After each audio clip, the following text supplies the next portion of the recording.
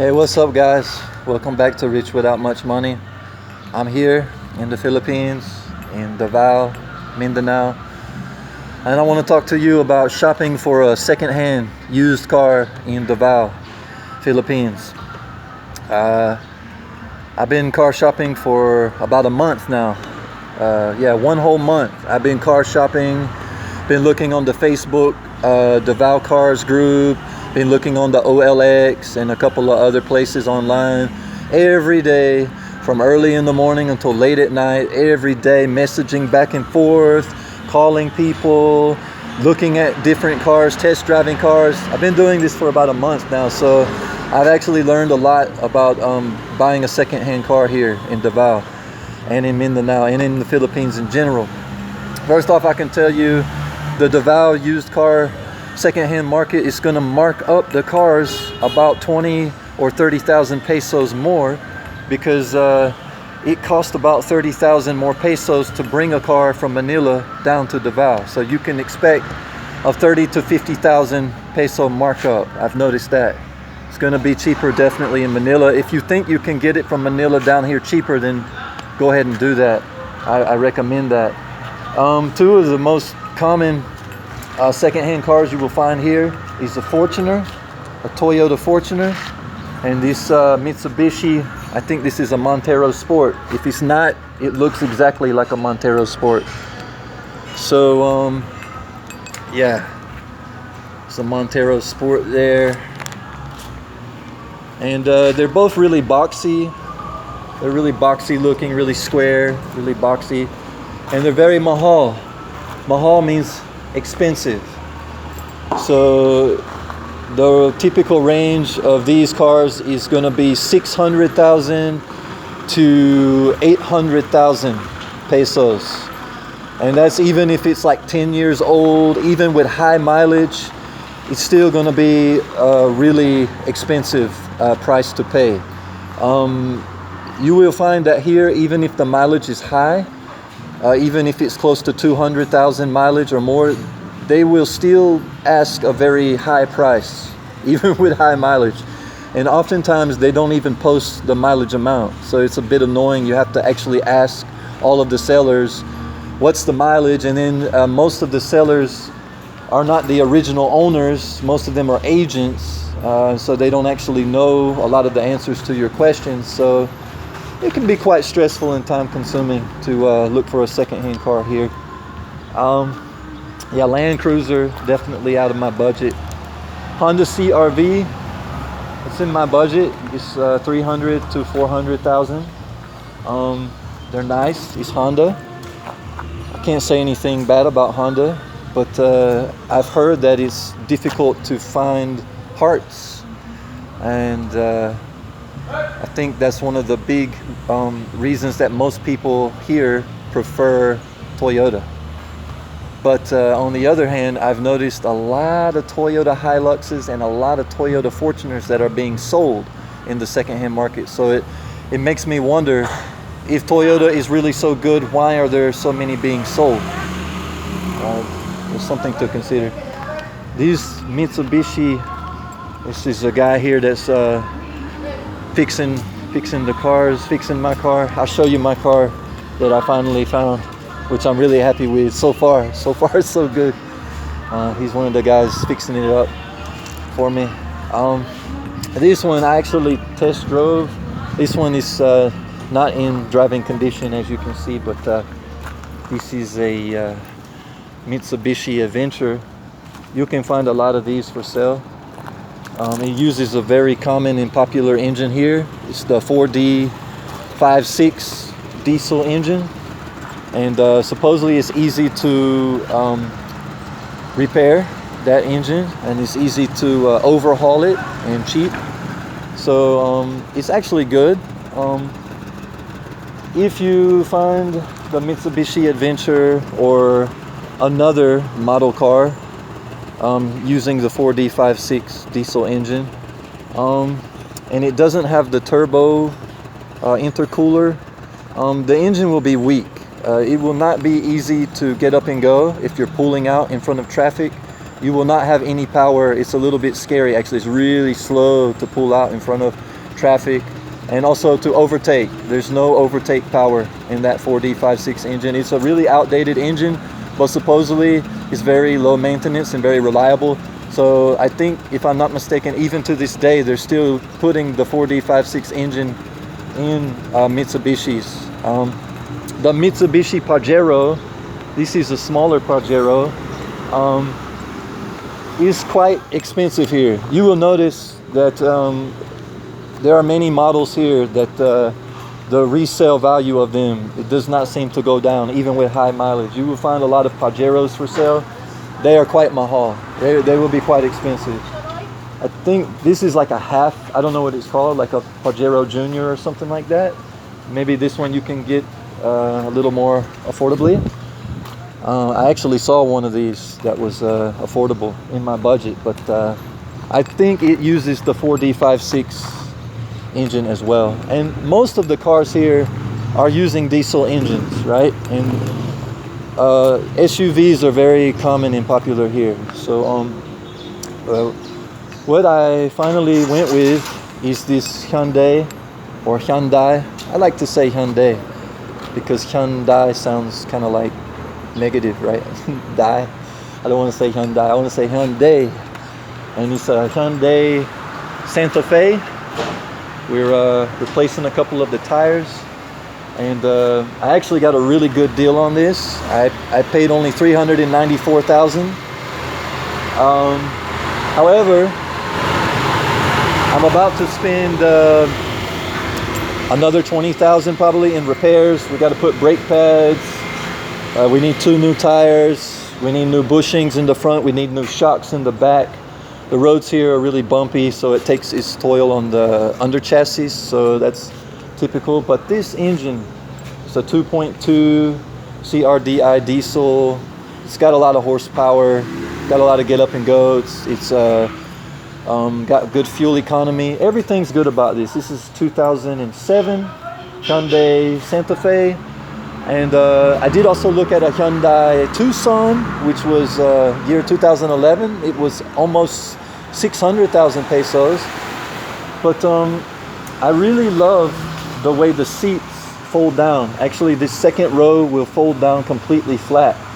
So it's really easy to sleep inside. It's very spacious. You will find on the newer SUVs, there's a lot of the slant back. So this back part will actually slant down a lot.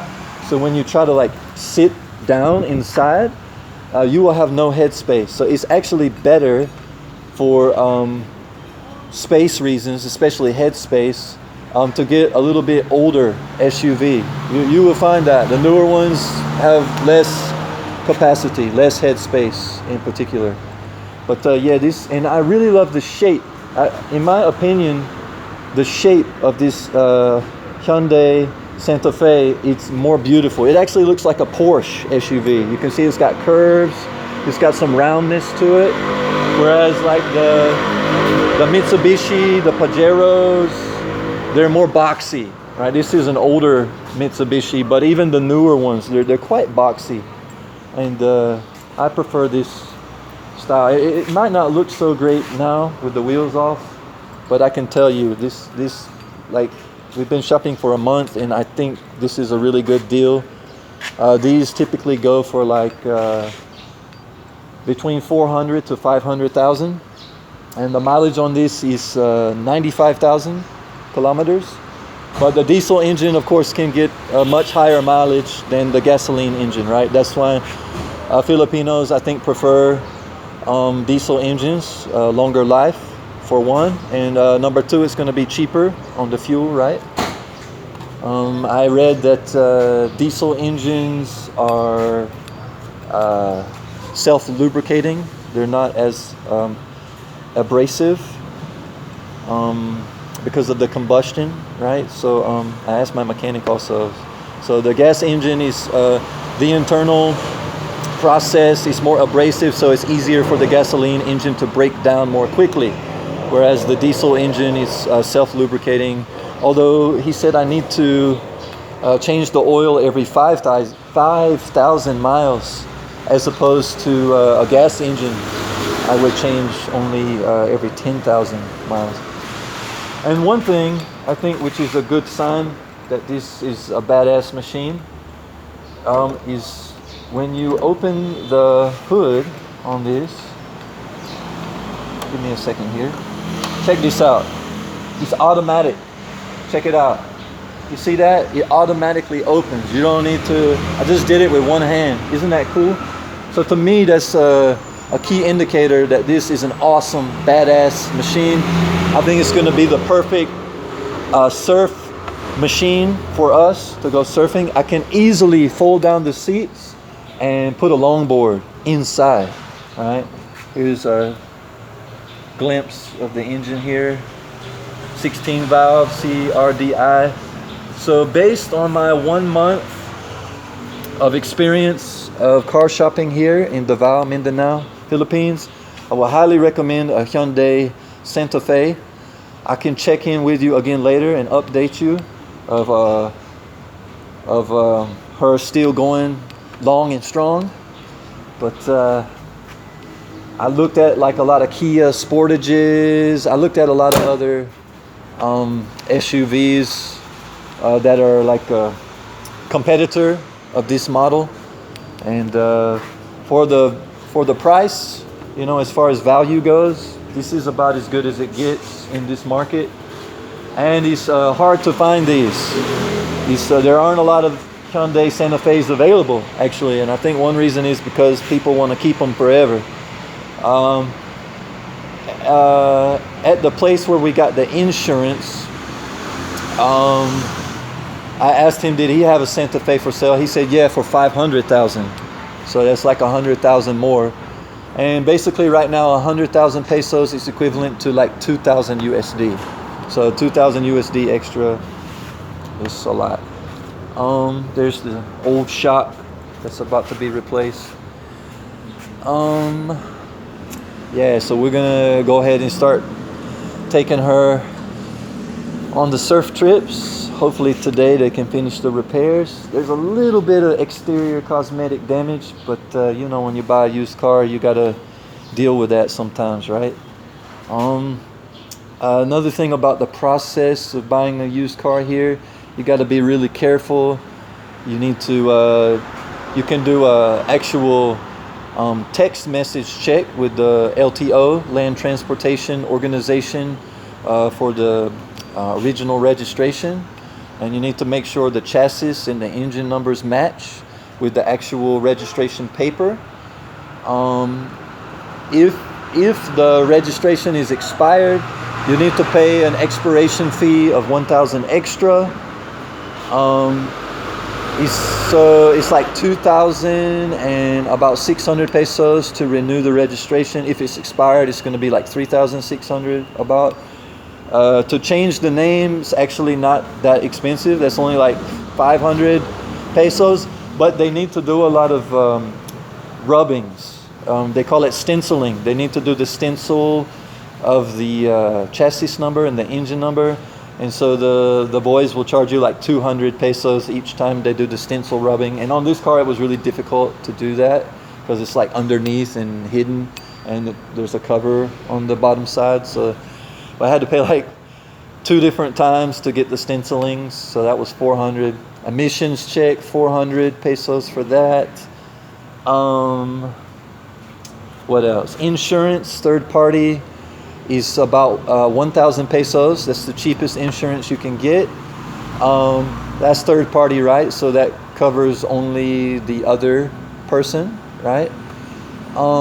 And if I'm not mistaken, in America, the insurance has to actually be in your name. But here, the way the insurance works is it covers anybody driving the car. So the insurance here is not specific to a name. It's specific to the actual automobile itself. So anybody driving this automobile will be covered under the third-party liability insurance. So yeah, you got to pay for that insurance before you can renew the registration. You can also do a serial number check with the dealership, but you need to find the original dealership that sold the vehicle, right? And when you find that, you can ask them to check the serial number. I did actually ask Manila Hyundai dealership in an email to check this, but they haven't responded as of yet. Anyways, the seller of this car is like the original, well, the second owner. So she didn't try to mark up the value to get like extra profit for being an agent, right? There are a lot of like, what do they call them? Transformer vans.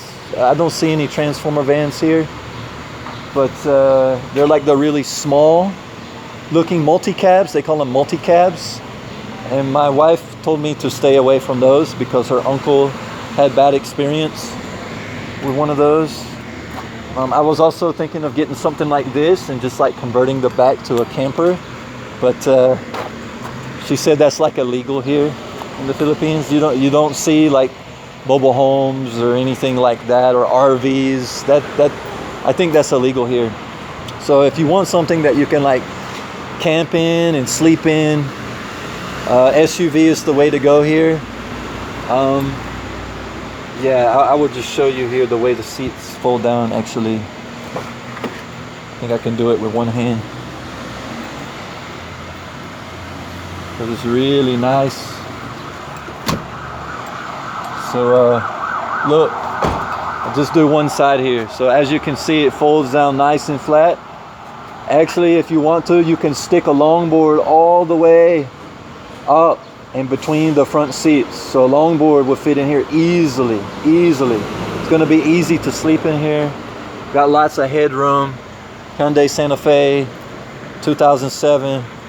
It's really good. Highly recommend it. Should be good for many years to come. All right, guys, I hope this was helpful. If you have any questions, just let me know and I'll get back to you. God bless you. Have a good one.